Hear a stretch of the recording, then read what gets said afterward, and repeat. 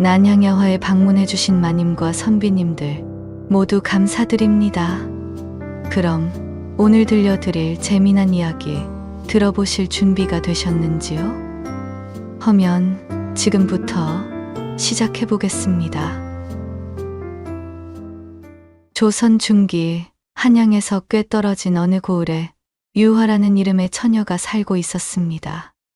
그녀는 정초씨의 막내 여식으로 태어나 총명하고 똑똑하게 자라며 아버지의 사랑을 듬뿍 받고 지냈지요. 제 아비의 명석함을 타고난 데다가 머리 또한 비상하여 온 마을에서 알아주는 꾀순이로 통하던 터였답니다. 그러던 중 어느 날 백일애를 닮은 원인모를 열병이 심해져 자리에 드러누워 버렸고 백방으로 수소문하여 당도한 의원들도 그녀를 진맥해보고는 모두들 손을 놓은 채 초상치를 준비나 하는 것이 좋겠다며 포기하고 돌아갔답니다. 초상이라니 그것이 무슨 당치 않은 소리인가? 나는 내 딸아이를 절대 포기할 수가 없다는 말이야. 정초 씨는 생때 같은 여식을 결코 포기할 수 없었기에 밤낮으로 매달려 간호에 매진했습니다. 하늘에 그 정성이 닿았는지 꼬박 일주일을 그렇게 알아누웠던 류하는 언제 그랬냐는 듯 가뿐하게 자리에서 일어났고 건강을 되찾기 시작했어요.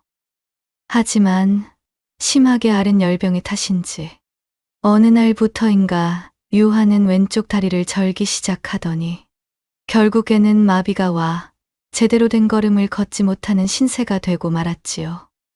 우리 아가 참으로 딱하여 이 일을 어찌하면 좋을꼬. 아버지, 너무 그리 슬퍼하지 마셔요. 내로라 하던 의원들도 다 포기한 목숨인데 저승사자께서 걷어가려다 황천으로 통하는 문턱에 요 왼다리가 걸리는 바람에 제가 따라 나서지 못한 것 아닐까요? 오히려 그리 되었으니 황천까지 길이 멀다며 다시 이승으로 보내준 게 아닌가 싶어요. 그러니 제 목숨을 살려준 다리지요. 그럼에도 불구하고 목숨을 구했으니 그것으로 되었다며 유하는 밝은 천성을 잃지 않으며 성장했습니다.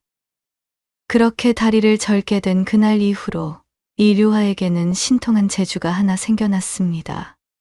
본인의 말대로 진정 황천의 문턱까지 갔다가 돌아온 탓인지 그녀는 희미하게나마 천기를 들여다보는 재주를 가지게 된 것이었습니다. 유하의 그 신통함을 처음으로 알게 된 사건이 있었으니 여느 때와 같은 어느 날이었습니다.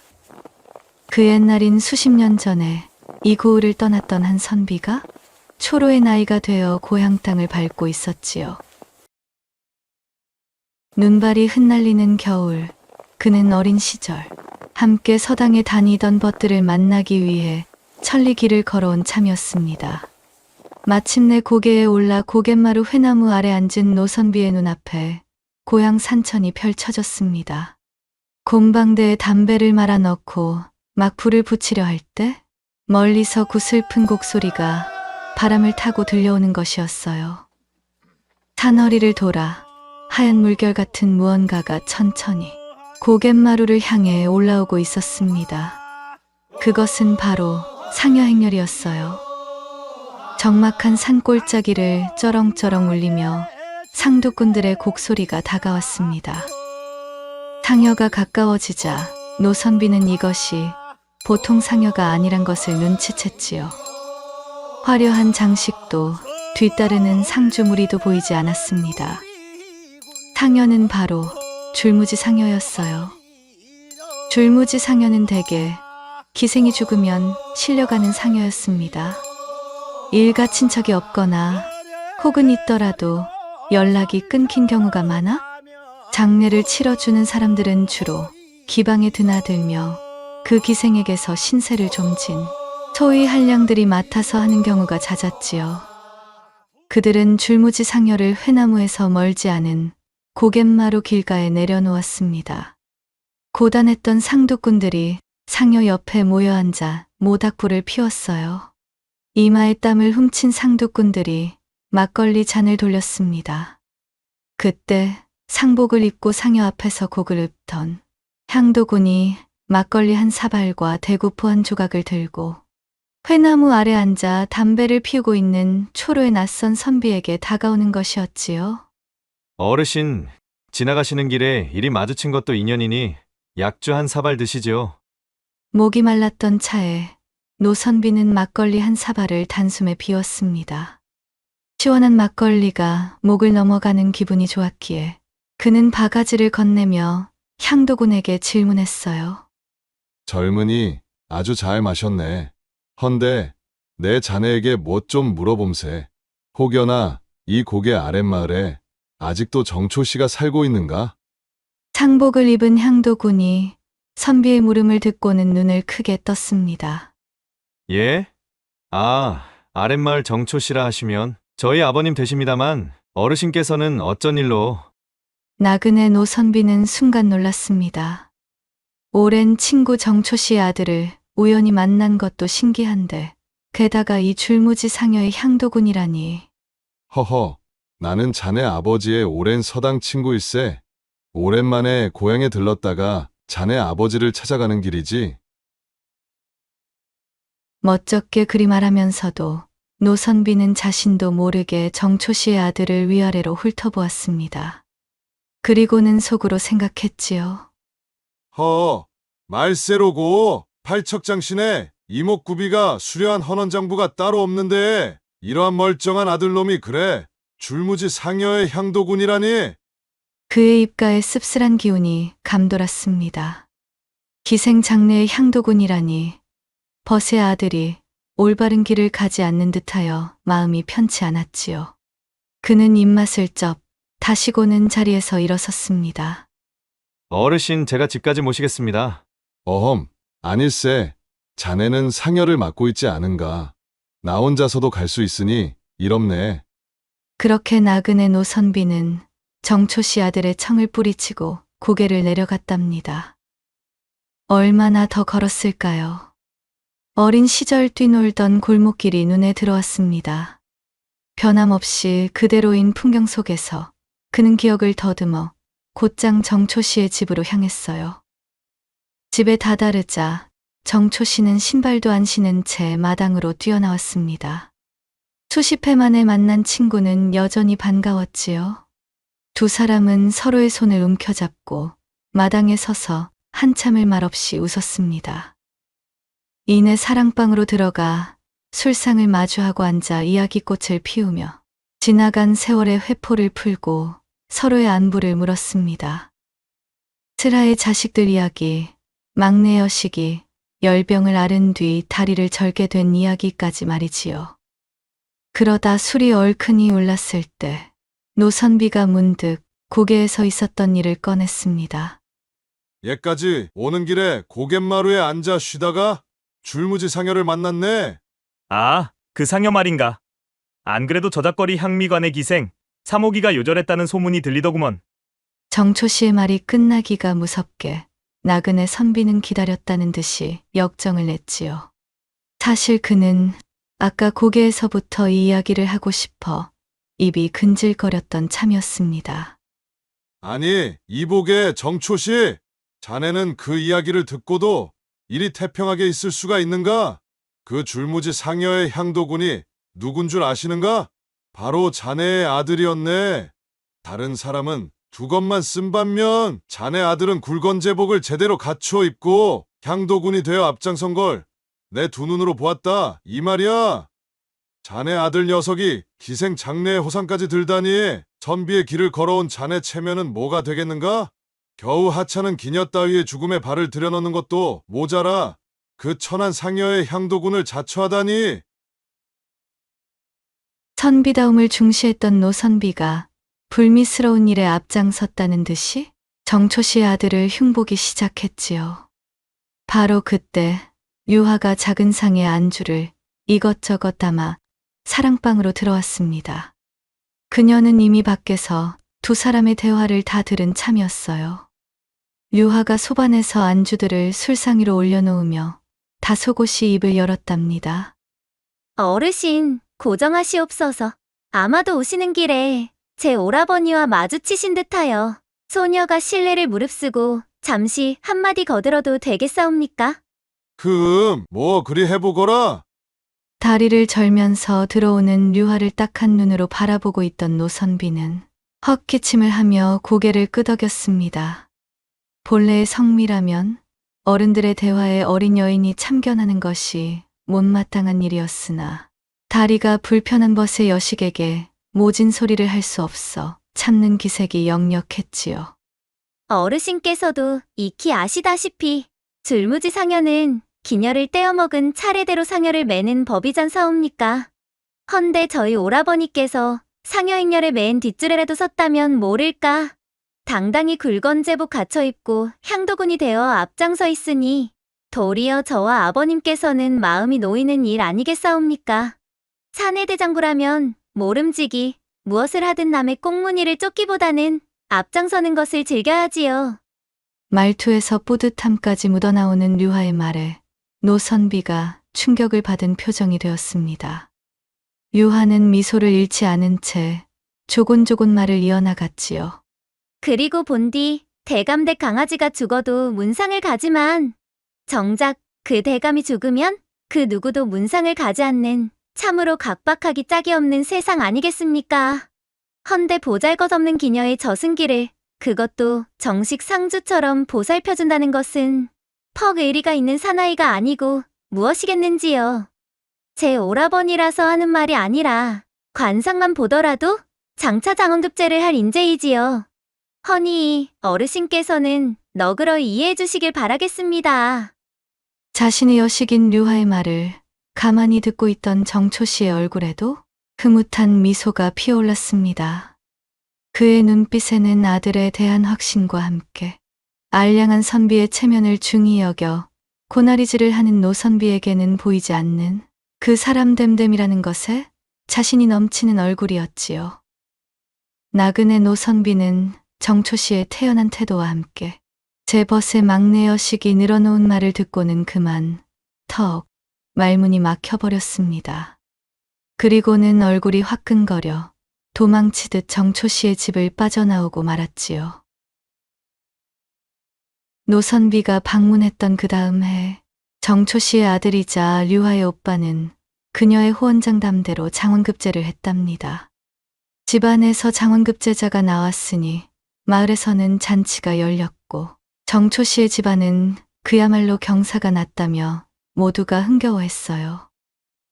이후로 류화의 천기를 들여다보는 능력은 더욱 깊이가 깊어졌고 그녀의 혼기가 꽉 찼을 때에는 그 소문이 널리 퍼져 고을에서 그녀의 이름을 모르는 사람이 없을 지경이었습니다.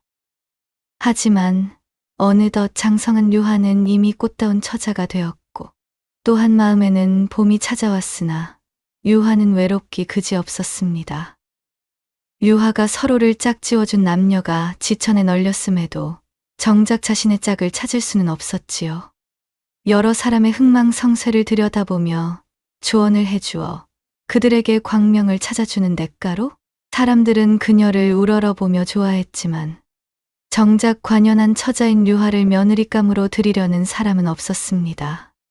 하늘이 내린 신통한 점쟁이 혹은 젊은 여도사쯤으로 여기며 신성시하였지만 천기를 들여다보는 자, 그것도 신들린 여인을 제 집안의 사람으로 들이는 것은 모두가 꺼리는 일이었기 때문이었지요. 게다가 어릴 때의 열병으로 마비가 온 류화의 왼쪽 다리는 그녀를 따라다니는 꼬리표와 같았기에 그녀를 제 반려로 삼으려는 총각은 더더욱 없었어요. 하, 중이 제 머리 못 깎는다고 하더니만 옛말 틀린 게 하나 없네.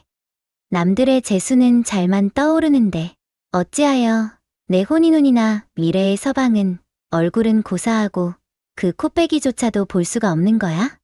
정녕 나는 늙어 죽을 때까지 요 모양 요 꼴로다가 남들 점이나 봐주면서 평생을 노처녀로 살다 가야 되는 것이란 말이야?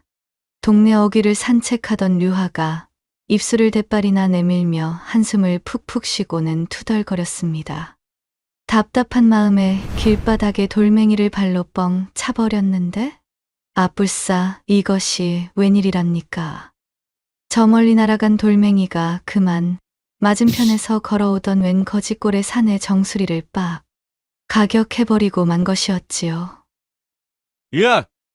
사내는 짧은 비명을 지르며 머리를 감싸 쥐고 주저앉았습니다. 비명을 들은 유화가 하얗게 질린 얼굴로 황급히 절뚝거리며 다가갔지요.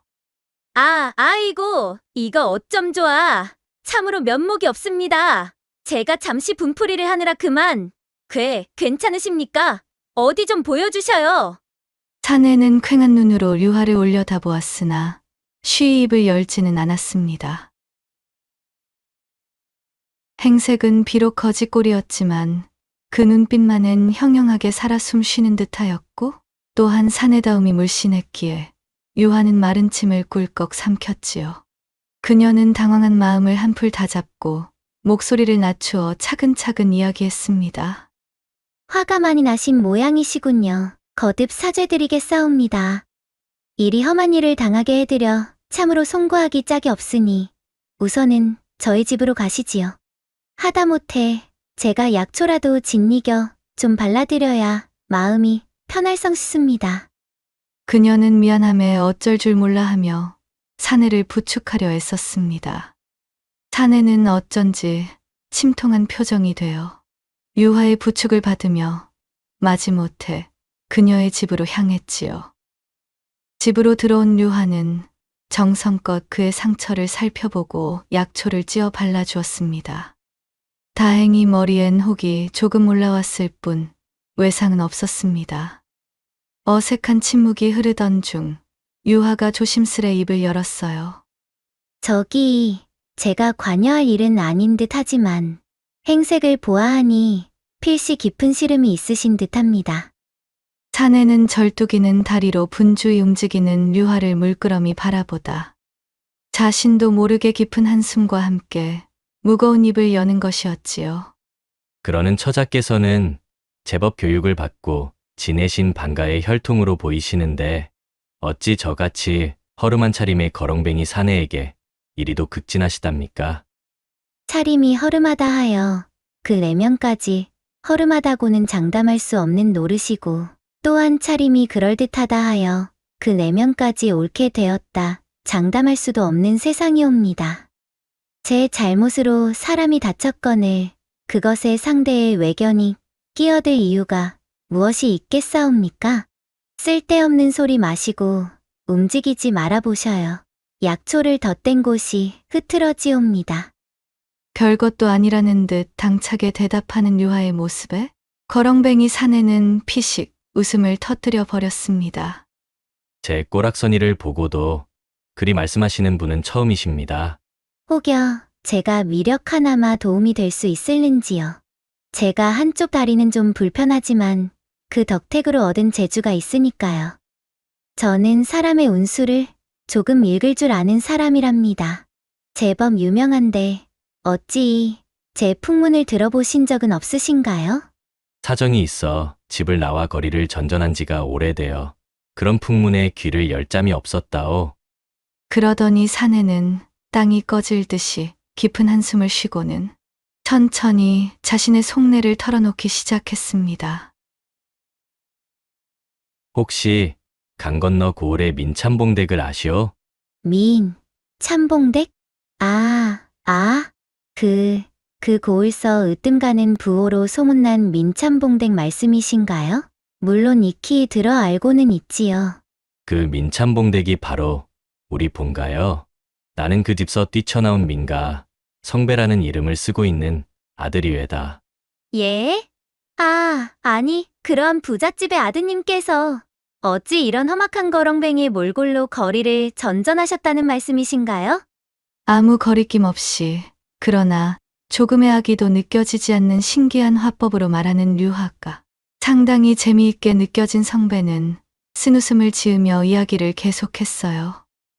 우리 아버지께서는 쌓아놓은 그 부하는 전혀 어울리지 않는 성정을 지닌 사람이요. 참으로 나쁘끄럽기 짝이 없을 지경으로 남에게 베풀 줄을 모르는 지나친 구두쇠 기질과 더불어 날이 갈수록 여색을 밝히는 그 천박한 성정에 저는 아들로서 깊은 실망감을 느끼지 않을 수가 없었소이다. 매번 진심 어린 조언을 드렸지만 아버지께서는 제 말은 귓등으로도 듣지 않으셨지요. 그 말을 시작으로 성배는 자신에게 보장된 부유함을 제 발로 걷어차고 민참봉의 대궐 같은 기와집을 나와 스스로 거짓골을 자처하며 세상을 떠돌고 있었던 이야기를 늘어놓았답니다. 아들이 집을 뛰쳐나갔음에도 민참봉은 눈 하나 깜짝하지 않았습니다. 보장되어 있는 부귀영화를 버리고 제 발로 집을 나갔으니 그대로 의절하겠다는 의지까지 보이고 있었지요. 자신의 아내에게도 성배가 제 발로 기어들어오더라도 절대 받아주지 말라며 불호령을 내려둔 상태였습니다. 그렇게 그는 여느 때와 마찬가지로 자신의 집에 가득 쌓인 부를 이용하여 실로 풍요로운 하루를 만끽해 나갔지요. 팔도 산의 진미가 그득한 교자상에 앉아 기름진 음식을 즐기는 것으로 하루를 열었으나 언제부터인가 그의 몸은 그 풍요로움을 감당하지 못하고 삐걱이기 시작했답니다. 마치 잘 익은 과실이 제 무게를 이기지 못하고 가지에서 떨어지듯 민참봉의 건강 또한 위태로워진 것이지요. 가친께서 위중하시다는 소식을 듣고 저는 속히 집으로 돌아가려 하였지만 그 지경이 되고서도 저에 대한 노여움을 풀지 않으시어 어찌나 성화를 내시던지 그대로 내쫓겨 나왔지요. 그렇다고 한들 하늘이 내린 천륜을 어찌 저버리겠습니까? 못난 사람이지만 저희 아버지인 것을요. 하여 온갖 용한 의원을 수소문하고 좋다는 약재는 다 구해다 드렸으나 마치 밑 빠진 독에 물 붓기처럼 아무런 차도가 없으니 자식된 도리로 가슴이 찢어질 듯하오. 내가 집을 나가는 바람에 집안에 우환이 닥친 것만 같소이다. 아무리 아버님의 길이 그릇되었다 한들 자식된 도리로 그 마음에 대못을 박은 것만 같아 불효자가 된 기분입니다. 유하는 그의 이야기에 귀를 기울이며 그의 얼굴에 드리움 깊은 고뇌와 슬픔을 읽어냈습니다. 아버지에 대한 원망과 자식으로서의 연민이 뒤섞인 그 복잡한 심경 사이로 어쩐지 희미한 그러나 묘하게 따뜻한 기운이 보이기 시작했지요. 사정은 잘 알아들었습니다. 허면 도련님, 저와 함께 아버님 댁으로 가서 아버님을 한번 진맥해 보아도 될까요? 낭자께서 말씀이시오. 하지만 숱한 의원들이 다녀갔음에도 도통 원인을 알 수 없다는 말만 되풀이할 뿐이었는데. 육신의 병은 의원이 보지만 저는 마음의 병을 보는 심히 그런 비슷한 자라고 보시면 될 듯합니다. 그리고 딱히 뾰족한 다른 수도 없질 않사옵니까.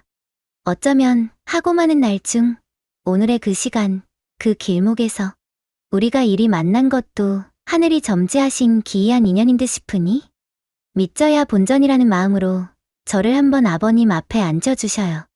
해맑게 웃으며 말하는 류하의 얼굴을 보며 성배는 근원을 알 수 없는 묘한 감정이 몰려왔지요.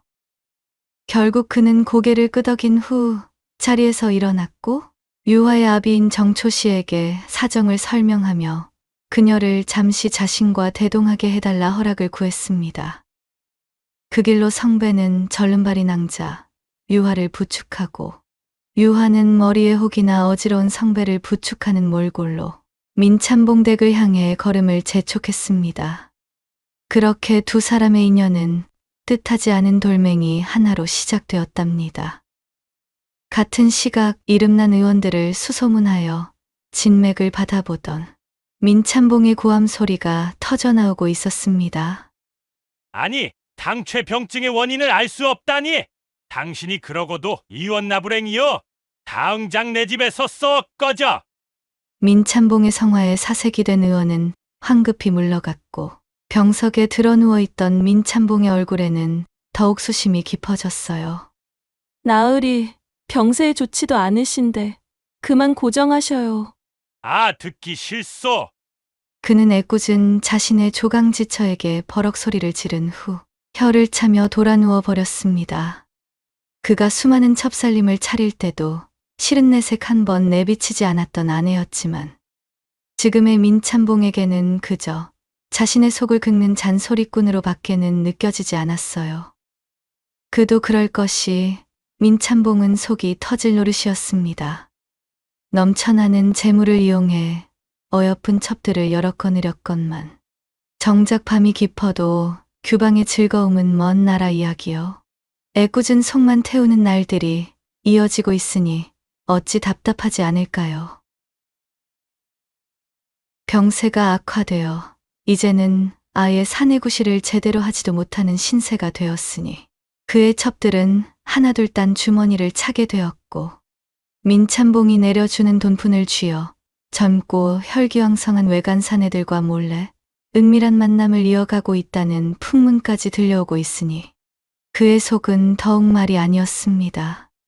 병세는 깊어가고 몸에 힘은 들어가지 않아. 그 좋아하는 첩질도 기운이 없어 할 수가 없는 지경에 이르렀는데 진맥을 보는 의원마다 도통 원인을 모르겠다는 소리만 늘어놓으니 답답함이 하늘을 찌를 듯하는구만 아주. 바로 그때였습니다. 유화를 대동한 성배가 민참봉을 부르며 마당에 들어선 것이었어요. 성배의 남루한 꼬락서니를 흘겨본 민참봉이 떨떠름한 표정으로 말했습니다. 저 꼬락서니 하고는 집구석 기어나갈 때는 그리 당당하더니 겨우 그 따위 거렁뱅이 몰골이나 되려고 자존심을 세운 게냐? 왜 애비 죽을 날 받아놓았다는 소문이라도 저작거리에 퍼졌더냐? 네 놈이 잘난 듯이 입으로 떠들어봐야 내 재산이 없으면 그리 되는 법이야. 아버지, 그런 말씀이 어디 있습니까? 소자 아버지의 병세를 진맥할 사람을 데려왔습니다. 저를 향한 노여움은 나중에라도 펼치시면 되니 우선은 진맥부터 받아보시지요. 여기 이 처자입니다. 뭐 처자? 민참봉이 성배의 곁을 부축하고 있는 유화를 바라보며 반문했지요. 얼굴에는 생글생글 미소가 떠나지 않고 있는 묘한 모습이었는데 가만 보니 그 다리를 절뚝이는 것이 성한 걸음을 걸을 수도 없는 모양새이니 민참봉은 더욱 부하가 치몄습니다. 네 놈이 지금 이 애비와 농이라도 나눌 셈이냐? 한양바다까지 뒤져가며 용하다는 의원조차도 내 병증을 알 수 없다며 돌아간 마당에 다리마저 저런저런 새파란 처자가 내 병증을 진맥한다. 어허이 나원, 어디서 돈 냄새나 맡은 돌팔이 무당나부랭이 같은 것을 데려와서는 그리 용한 처자가 어찌 본인 다리는 못 고친다더냐? 아버지! 성배가 제 아비의 천박한 소리에 낯이 부끄러워 유화의 눈치를 살폈으나 유화는 아무렇지도 않다는 듯 미소를 잃지 않고 있었답니다. 그 모습을 본 민참봉이 다짜고짜 반말로 하문하였지요. 내 아들놈과 작당하여 이리 납신 것을 보니 어디서 굴러먹은 사사로운 돌팔이쯤 되는 모양이다만 그렇다면 어디 그 솜씨나 좀 부려보게. 내 몸이 영시 원차나 좋다는 약재는 다 먹어보았으나 도무지 차도가 없으니 미칠 지경이라 이 말이지. 가장 견딜 수가 없는 것은 내 이놈의 사내구실이 영 형편없어졌다는 말씀이야. 허니 다시 할 방도가 있겠는가? 유화는 미간을 살짝 찌푸리며 민참봉을 찬찬히 뜯어보았습니다. 그 눈빛이 마치 맑은 어루새 같아 민참봉은 저도 모르게 주눅이 드는 듯했지요. 저는 의원이 아니니 병세는 의원에게나 물으시지요. 허나 제게 예를 갖추지 못하는 어르신께는 어떠한 묘책이나 방도도 일러줄 마음이 없사옵니다. 저는 이만 돌아가지요. 아니 뭐시라? 저런 저 계집 따위가 감히 어느 안전이라고 내 누군 줄이나 알고 이리 무엄하게 나오는 것이냐? 저작거리에서 요설이나 늘어놓으며 단일법한 절름발이 따위가 내게 훈계를 하려 들어? 민참봉은 눈을 부릅뜨며 노기를 터뜨렸습니다. 금방이라도 호령하여 관아에 끌고 갈 기세였지요. 그러나 류화는 조금도 움츠러들지 않고 차분히 입을 열었습니다. 어르신, 천하고 귀하다 논하는 것은 모두가 부질없는 노름입니다. 그것은 본디 사람이 만들어 놓은 허울 좋은 껍데기에 불과하지요. 귀천을 떠나 모든 생명은 그 자체로 존귀한 것이거늘 어찌 그리 오만하십니까? 그런 마음가짐으로는 백약이 무효일 것입니다. 그러니 날이 찬 겨울마다 지독한 변비통에 시달리는 게지요. 민참봉은 순간 말문이 막혔습니다. 이토록 당돌한 처자는 처음이었던 데다가 자신이 겨울마다 팔과 어깨에서 오는 심한 통증을 앓고 있는 사실을 알고 있으니 놀랄 수밖에요. 내 아들놈이 말해준 모양이로구만. 허나 그 따위 난잡한 술수 따위의 얇은 귀로 휘둘릴 내가 아니야. 고리노름으로 시작하여 불을 키운 뒤 현감에게 매물을 바쳐가며 가세를 올리셨지요. 허나 어르신께서는 굳이 이번의 병증 때문이 아니더라도 잠 못 이루고 뒤척이시는 날이 꽤 되는 듯 싶습니다. 어디 보자. 20회 전 가을이었을까요? 누렇게 익은 벼가 고개를 숙인 들판에서 억울한 눈물을 삼키던 한 사내의 얼굴이 어른거리지는 않으십니까? 그 눈빛이 어르신의 발목을 잡고 있는 듯합니다만. 유화가 천연덕스럽게 하는 말을 들은 민참봉은 그제야 사색이 되었습니다. 자신의 집안 사람 그 누구도 알지 못하는 제 과거를 들먹인 데다가 또한 20해 전 가을이라면 고리를 놓은 중농이 원금을 갚지 못하자 그의 땅떼기를 빼앗고 그 이자격으로 그의 여식을 황금들판에서 강제로 취했던 적이 있는 때였거늘. 이 새파랗게 젊은 처자가 결단코 알리 없는 그 사실까지 들춰내고 있으니 민참봉의 등줄기에 오소소 소름이 돋아나고 있었지요. 잠시 생각에 잠긴 그는 슬그머니 자세를 고쳐 앉으며 유화의 눈치를 살폈습니다. 어쩌면 이 처자가 정말로 비범한 인물일지도 모른다는 생각이 스친 것이었어요. 어허허. 이거 내가 잠시 실언을 하였소이다. 저기 처자. 아니 도사님. 부디 너그러이 용서하시고 내 절박한 심정을 헤아려 주시오. 언짢으셨다면 내 100배 사죄하겠소이다. 그제서야 류화는 시익 눈웃음을 짓고는 돌아가려던 몸짓을 거두어 민참봉에게 가까이 다가갔지요. 좋사옵니다. 딱한 사정을 헤아려 제가 한번 진맥이나 해보지요. 원인을 알 수 없는 병증의 치유보다도 실은 양기가 쇠하여 밤일이 어려운 것이 더 견딜 수 없는 것이겠지요? 예. 실은 그것이 정확합니다요, 도사님. 몸이 이리 허약해지고 병까지 얻으니 도무지 사내구실을 못하게 되었지를 않겠습니까? 몸에 좋다는 보신지탕이며 귀한 산삼을 아무리 다려 먹어도 아무런 효험이 없습니다. 전하들에게 첩들을 줄줄이 눈앞에 두고 그저 한숨만 내쉴 뿐이니 이 무슨 가련한 신세요입니까? 그러자 류화는 민참봉의 몸을 쓱 훑어보더니 혀를 차며 말했습니다. 더 말할 것도 없사옵니다. 이는 필시 과한 음식과 부족한 움직임 탓에 생긴 병증이지요. 일명 부귀병이라 볼 수가 있겠사옵니다.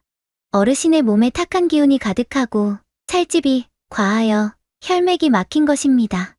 몸과 마음은 하나이니 몸이 그러할진데 어찌 약물인들 온전하겠사옵니까? 몸이 무거우면 그 기운 또한 무겁게 가라앉는 법. 몸도 그리고 그곳도 늘 처음 그대로의 적당함을 유지해야 하는 법이지요. 그래야만이 참봉 어른의 양기가 바로 설 것입니다. 부끄러움과 조신함이라고는 모른 채 낯뜨거운 소리와 명칭을 줄줄 뱉어내는 류화를 보며 민참봉이 얼굴을 새빨갛게 물들였지요. 아니 도사님, 제 몸에 살이 오르는 것과 사내구실을 못하는 것이 대체 무슨 연관이 있다는 말씀이십니까?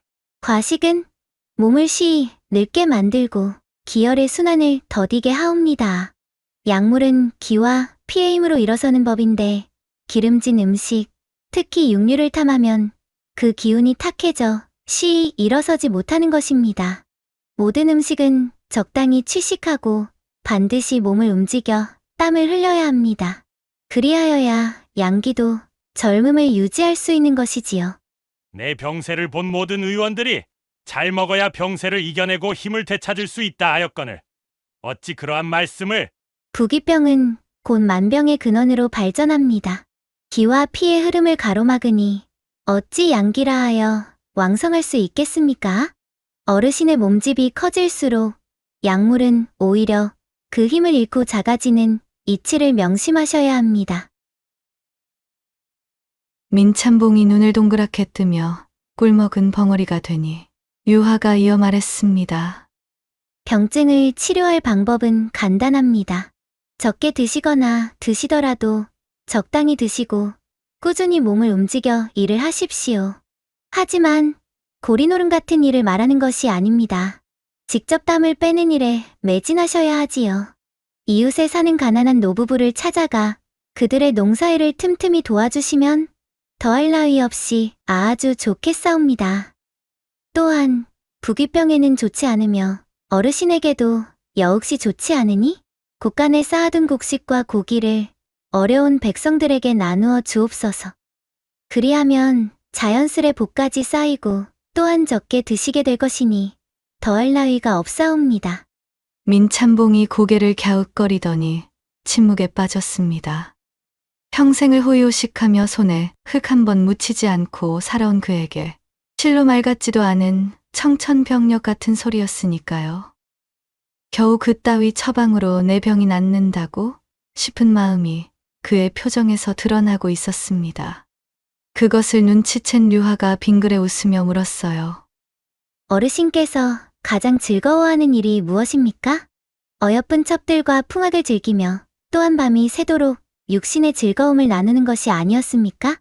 제 말이 맞다면 제 말대로 하시옵소서. 그리하면 어르신께서 원하시는 바를 틀림없이 얻게 될 것입니다. 그리고 딱히 지금으로서는 다른 방도도 없는 것 아니었사옵니까? 저는 어르신께 그 어떤 대가를 요구한 것도 없으니 그저 속는 셈치고 한번 행해보시지요. 모든 사항들을 이행하시는 것을 저는 이 대개 행랑에 기거하며 쭉 지켜보겠사옵니다. 아, 알겠습니다. 제 과거를 속속들이 다 꿰고 계신 분이시니 도사님의 분부대로 따르겠습니다.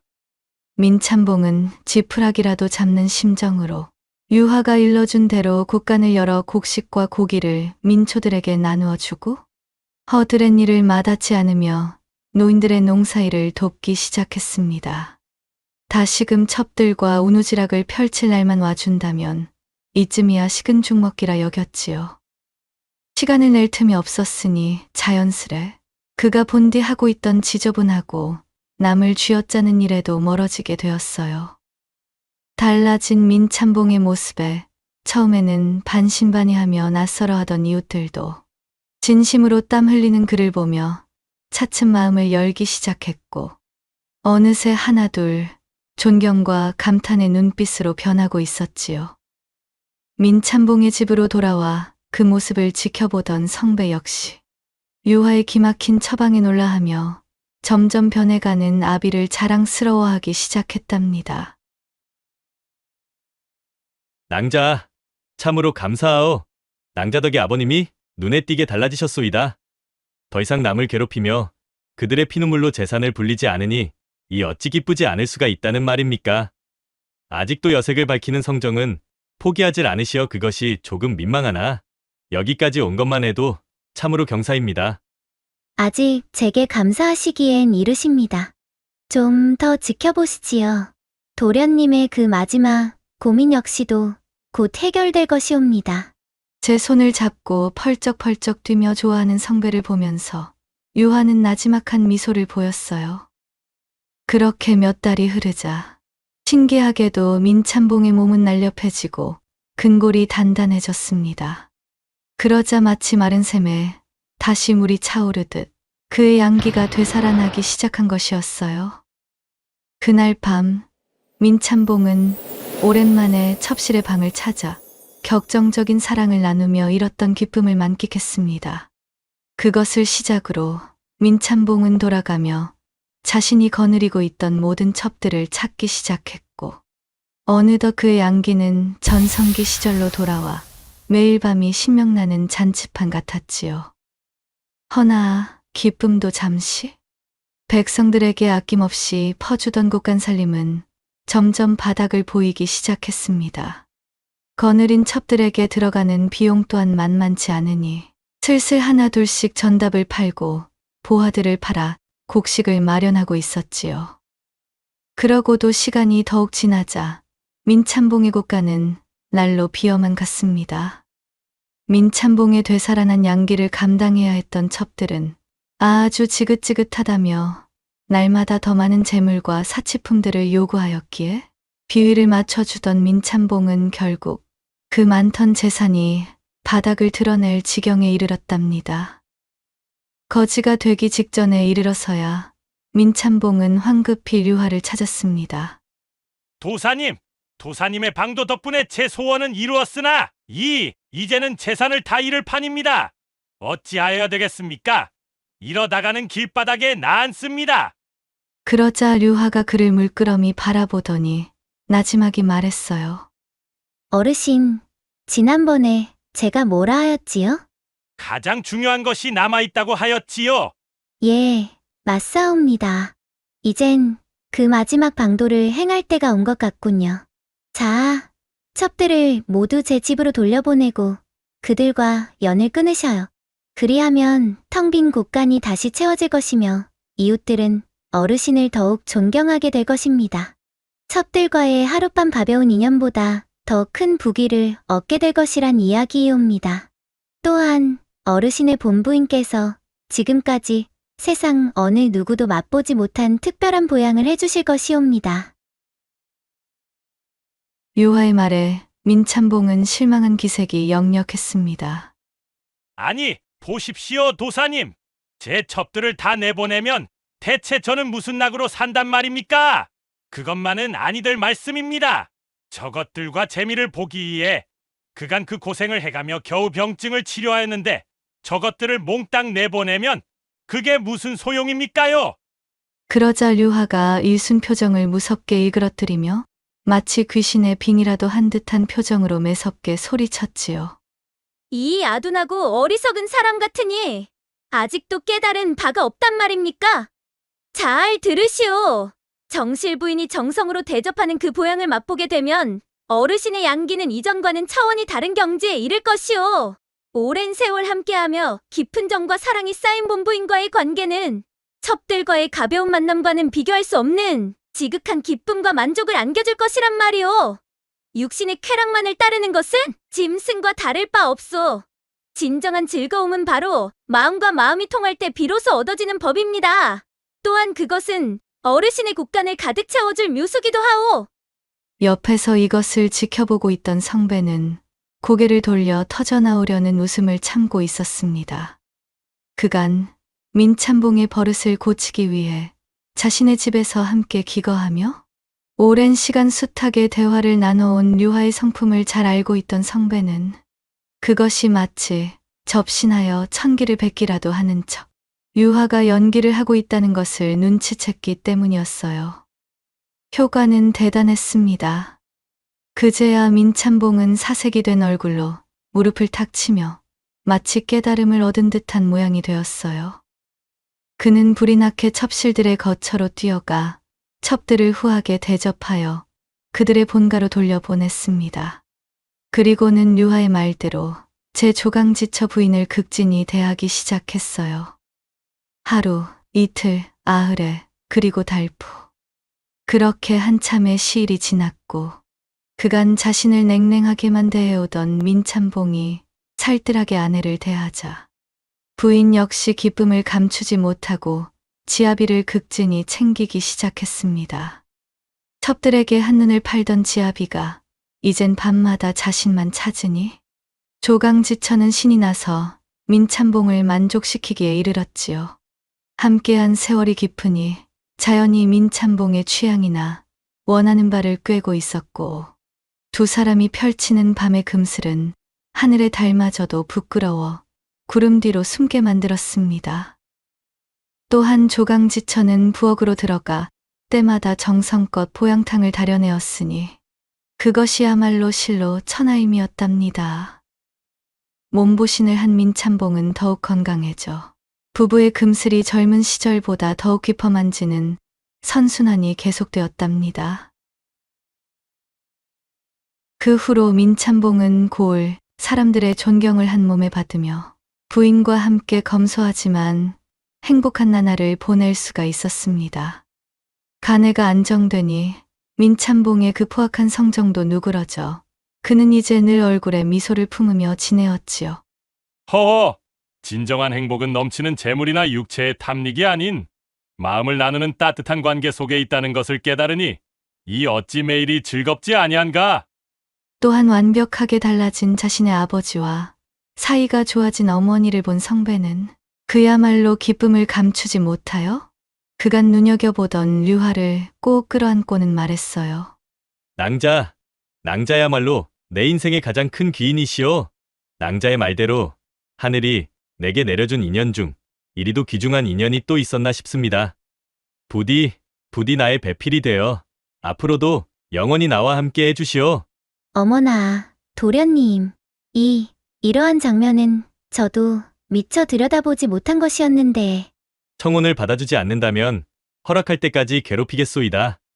부끄러워하며 얼굴을 붉히는 류화에게 그녀를 끌어안은 채 자신의 입술을 포개며 말하는 성배의 등 뒤로 더없이 밝은 햇살이 비추며 그 따스함을 자랑했다는 후문과 함께 난향야화의 18번째 이야기 보따리는 여기서 마무리하겠사옵니다. 난향야화에 방문해주신 여러분 어떠셨는지요? 이야기의 끝까지 함께 해주셔서 너무나 감사드립니다. 부디 다음 이야기로 찾아뵐 때까지 간에 두루 평안하시길 바라겠사옵니다.